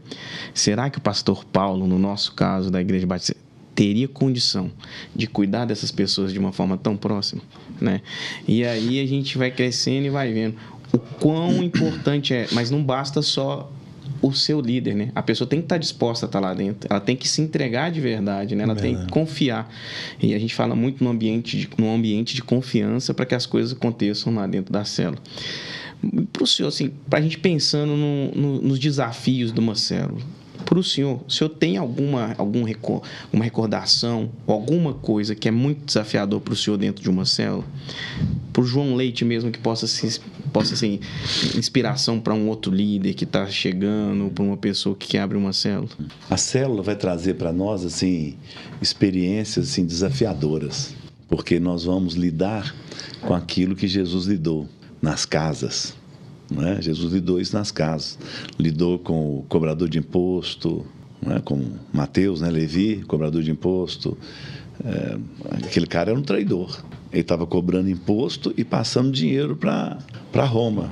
Um pouco hoje o que nós sentimos muito no ambiente que nós vivemos hoje no Brasil, né? Qual que é a chance? Você está de um lado de você aceitar o outro que está do outro lado. Ele está me roubando, ele está não sei o quê. Então, nós temos um desafio hoje. Muitas vezes vai chegar na sua célula alguém que é do outro lado. Hein? Ele é de outro segmento. Os fariseus não aceitavam. Os fariseus não aceitavam o cobrador de impostos, a pecadora, aquela mulher que tinha 7 demônios, Maria Madalena, que amou Jesus assim com tudo. Se a gente fosse imaginar, Jesus amou aquela mulher, ela nunca teve amor como aquela mulher. Coisa impressionante, né? Então, a célula é um desafio, você vai encontrar pessoas. Eu não sabia lidar com alguns não, sabe? Certa vez eu dei uma lição na minha célula, minha grande célula, e falei como a gente venceu o pecado, sabe? Dei um exemplo da minha infância. Eu estudava aqui no colégio Dom Silvério e saí do colégio um dia, estou passando por uma rua, tinha 2 rapazes, 2 adolescentes ou jovens, sentados no muro, numa casa. E aí eles mexeram comigo, sabe? Ô, seu, não sei o quê, papapá e tal. Eu parei, encarei, né? Apareceram 20. Eu apanhei demais. E quando terminaram de me bater, falaram assim, e nunca mais passa por aqui, hein? E aí eu contando isso na célula. Como que a gente deve dar a volta para não passar perto do pecado. Aí a gente... Aí eu falei, você tem que fazer isso, você tem que fugir do pecado. Longe do pecado. Aí levanta um um rapaz que ia na célula. Comigo não, eu ia chamar minha turma e ia quebrar a cara de todo mundo. Então você tem que estar preparado para uns desafios desses na célula, sabe? Aconteceu isso aí. Você já pensou? Quer dizer, você tem que estar preparado e tem que amar essa pessoa, né? E eu lembro de um outro, não sei se nesse horário a gente pode contar. Parece um cara da minha célula. Ele era vendedor de preservativo. E aí alguns jovens que iam na célula e ficava na porta e queria enfiar no bolso dos jovens o preservativo. Você vai precisar disso. Quer dizer, a gente tem que lidar com essas coisas todas. Foi nesse momento que eu quis desistir da minha célula, sabe? Aí veio o pregador lá de Hong Kong e pregou sobre a célula de Jesus. Ô, João, você tá falando, eu tô lembrando, teve um amigo meu, o cara que me levou para a igreja. Ele falou que a primeira vez que ele foi numa célula, foi passado um filme lá. E ele gostou tanto do filme que na outra célula ele fez cópia pirata e entregou para todo mundo na célula o DVD. Os desafios das células, Guilherme, sabe? Você vai encontrar desafios, pessoas assim. E aí é o amor de Jesus, né? O amor de Jesus. Jesus foi assim um escândalo. Foi um escândalo para a época dele. Esse cara é um traidor. Ele chama um cobrador de impostos para andar com ele. Ele chama uma prostituta para andar com ele. Uma mulher endemoniada. Hein? Ele foi uma coisa assim, impressionante. E nós estamos sendo chamados para isso, nesse tempo. Amém. Esse tempo para salvar as pessoas, amá-las, cuidar delas. E a célula é isso. Bem próximo, cuidando das pessoas. Amém. Você falou uma coisa aí, eu lembrei uma vez o pastor Oswaldo, ele reuniu o GD dele. Nós fomos para uma casa de um dos coordenadores dele. E aí ele foi e mostrou uma foto pra gente de um garoto lá do projeto Criança Feliz, lá da Angola. E a foto desse garoto quando ele foi recebido no projeto. O menino era puro osso, pele e osso, né? E aí ele falou assim, olha, pensa vocês, como que eu entrego para esse menino uma mensagem agora, né, de Jesus, simples assim. Aí ele deu uma aula para a gente, né? Ele falou, olha, o que eu preciso fazer primeiro? E aí, assim eu vejo as pessoas quando chegam na célula. Ele falou, primeiro eu preciso alimentá-lo, amá-lo, cuidar desse menino. Depois que ele já tiver assim, recebido esse amor, aí sim, aí ele vai pôr a foto do menino, o menino já tá até barrigudinho, só. Aí falou assim, agora ele tá pronto para receber um evangelho porque ele foi amado, né? E eu vejo assim, a célula, muitas pessoas que chegam na célula, elas passam, ali no caso nós estamos falando de uma desnutrição, mas a desnutrição espiritual é constante, né? Quantos chegam ali na célula totalmente desnutridos espiritualmente falando. E aí a gente precisa fazer isso. Às vezes é um cara que eu não concordo com o que ele fala, com quem ele apoia, quer que seja, mas ele precisa receber o amor, né? É isso que a célula, a igreja, esse é o nosso chamado. Nós estamos vivendo um tempo agora de que a gente está criando uma cerca, criando lados, sabe? Isso é muito complicado, né? A gente tem que seguir os passos de Jesus. Exato. Né? Tem aquilo que ele falou. Jesus, é interessante, a gente não vê Jesus assim com problema com empresários, políticos. O problema dele era com os religiosos. O pastor Paulo pregou outro dia sobre religião, sobre religiosos, né?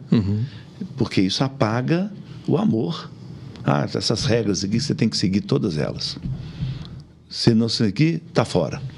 Você está fora. Lá em Mateus 23, o que Jesus falou sobre os fariseus? É uma declaração dele assim, fantástica, o capítulo 23 de Mateus. Aí ele fala assim, olha os fariseus, eles coam um mosquito e engolem um camelo, não é? Pensando naquelas ordenanças, naquelas coisas, né? Eu tenho um amigo e ele é muito assim, rigoroso, sabe? Rigoroso. E ele fala que tem que ser a lei, que nós temos que seguir a lei. Aí eu falo com ele assim, Jesus veio para pensar nas pessoas, o amor dele. Ele não julga de acordo com a letra, com a lei. Ele julga de acordo com o amor. Aí, vamos pensar? A lei diz que uma mulher apanhada em adultério tem que ser morta, apedrejada. No caso em questão, faltou o homem, né? Levaram a mulher lá para ser apedrejada. E como é que Jesus ele viu aquele caso? Como é que ele analisou aquilo? Ele não analisou vendo a letra fria, não. Ele analisou pelo amor. Ele interpretou a lei amando aquela mulher. Aquele que não tiver pecado, atire a primeira pedra. Mulher, cadê aqueles que te acusavam? Não ficou nenhum, Senhor. Eu também não te condeno. Vá e não peques mais. Então, é isso que, essa grande mudança que tem que ter na nossa vida. Não é fácil, não. Eu também, em alguns momentos, tenho muitas dúvidas, sabe? Mas Jesus nos mostra como que nós temos que agir. Como que nós temos que julgar as coisas. Não temos que julgar na letra. Temos que julgar no amor. É pelo amor que tem que ser o julgamento, né? Desse mundo que nós estamos vendo. Nós vamos viver um tempo de muita decisão por Jesus. Muita decisão. E nós vamos viver um tempo também de muita resistência contra a nossa pregação. Mas o que é que tem que ser mantido? O amor. O amor por essas pessoas. Jesus morreu por essas pessoas também. Amém. Desafio, irmão. Não, estava pensando também. E o senhor falou assim, igual ele apresentou, né, a parábola e ele vai e diz, vá e não peques mais. Então tem uma hora que a gente tem que ter confronto. Como que o senhor confronta na cena? É difícil imaginar o João Leite confrontando alguém. Qual é a técnica do senhor? O amor. Eu sei assim, vá e não peques mais. Então, no primeiro dia, o participante da célula estava lá entregando as camisinhas, né? Os preservativos. E depois, como é que foi? Como é que é essa conversa, não nesse caso específico, mas como é que é esse confronto com amor? A verdade é o seguinte, quem é que convence do pecado e do juízo? Espírito Santo. Então, a primeira coisa que a pessoa precisa ter é Jesus, né? Posso dar uma palavra para a pessoa, confrontando ela, mas não existe nada mais confrontador do que a entrega do coração para Jesus e receber dele, do Espírito Santo. Eu gosto de orar quando a pessoa entrega a vida para Jesus. Eu gosto de orar, né? Recebe o Espírito Santo vai te ensinar. O Espírito Santo Amém. Vai te encorajar. O Espírito Santo de Deus vai te fortalecer. O Espírito Santo de Deus vai falar no seu coração. É isso que convence, não é, as pessoas. E a nossa parte, muitas vezes, é amar essa pessoa. Muitas vezes o mundo não quer nem saber dela. Ela vai ter uma porta aberta, a célula. É onde ela vai. Ela vai chegar lá e vai ser abençoada. Vai entregar o coração para Jesus e vai ter uma confrontação permanente dentro dela do Espírito Santo de Deus, tornando-a santa. Processo de santidade. Eu não vou tornar uma pessoa santa. O Espírito Santo vai. Não é? Amém. Aprendi, hein? Aprendi, viu? Aprende aí, irmão. Porque esse aqui em breve é líder de célula, tá? Já tá no... A gente tem que multiplicar, mas eu tô com dó de soltar a mão do meu líder. Né? Tá. Fala pra ele aí, gente. Mas a gente sabe, né? A ordenança tá na Bíblia. Vamos. Importante demais. Sim. João, agora é hora de te agradecer, né? Te agradecer aqui por esse tempo. A gente sabe da sua vida corrida, das suas atribuições e principalmente, né, hoje, que eu acho que hoje a atribuição mais importante que você tem hoje, né? Não é isso? É o que mais... Daniela não está parando de ligar aqui. Imagina. Vai ficar com a Nininha para eu ir na conferência? Hein? Nós também vamos lá. E aqui... Eu queria te agradecer mesmo, viu, pela sua atenção sempre, essa cara sua aí de paz, igual o Zé Guilherme falou, esse carinho, esse amor mesmo. Que a gente sente, né? Só de estar próximo. Rapidinho, eu vou contar um caso aqui. Uma vez, uma irmã, ela vai escutar, a irmã chama Marinalva. A Marinalva me liga e fala assim, olha, meu irmão está com um problema muito sério no casamento. E eu queria que você chamasse ele para ir para o Legendários, para a montanha. E eu chamei o nome dele, né? Acho que é Sávio, né? Sávio. Liguei para ele, falei, Sávio, vamos lá e tal. E o Sávio foi para a montanha. Só que quando ele entra no ônibus, né, do lado dele o Senhor deixou separado uma cadeira. E aí senta do lado dele João Leite. Então, assim, um cara que estava com o casamento destruído, com a família destruída, do lado dele o Senhor aprove, né, que chegasse João Leite. E pelo menos o que eu ouvi falar é que com 20 minutos de viagem aquele menino já estava entregando a vida para Jesus. Não é isso? Mesmo, é. E depois nós, a nossa família de Legendário, nós fomos até Bom Jesus do Galho, onde ele mora. Quantos quilômetros aqui de Belo Horizonte? 200, quase 380, mais ou menos. E estava lá a esposa, eles estavam divorciando. Mas ela foi nesse dia na casa. Estava o pai, a mãe dele, e nós almoçamos na casa dele, sabe? Depois eu fui falar em Bom Jesus do Galho, na Donep, e ele foi já com a esposa. E outro dia ele participou do Vidas Transformadas com a Eliana. E estava ele e a esposa. E eles se casaram novamente. Eita, glória. Totalmente transformado. Tem célula na casa deles. Amém. Amém. Aí, Marinaldo, deu certo, viu? Obrigado, João. Viu? Que Jesus continue te abençoando, te usando poderosamente. E pra gente que está começando esse projeto, Tô na Célula, como que a gente se sente honrado ter você aqui conosco, viu? Que bom, e parabéns pela iniciativa. Não é? Esse é um instrumento que Deus está dando para alcançar as vidas, né? Amém. Amém. Não desanime em tempo nenhum. Amém. É muito importante, viu? É Muito obrigado pelo convite. Não, sempre a porta vai estar aberta para você a hora que o senhor quiser. A gente sabe que tem muita história que que a gente não conseguiu contar, não vai dar tempo. Mas uma coisa, colocando isso que o senhor falou, que a gente sempre pede a Deus, né, Bruno, é que o orgulho não tome conta, né? Que a gente faz isso daqui com o coração aberto para a obra, né? E que a gente consiga sempre mover para esse lado sempre. Amém. E a gente termina sempre com uma pergunta, né? A minha pergunta é: Zé Guilherme, você está na célula? Eu tô na célula. João, tá na célula? Estou na célula. Eu também tô na célula. Muito obrigado por você estar conosco aqui nesse episódio. Não esquece, nós temos os canais do YouTube, Tô na Célula, no Instagram, @Tô na Célula. É um prazer pra gente ter você ali, seguindo, compartilhando. E não esquece, né, de curtir, mas de se inscrever no canal. Faz pra gente ser muito mais relevante. Um abraço, muito obrigado.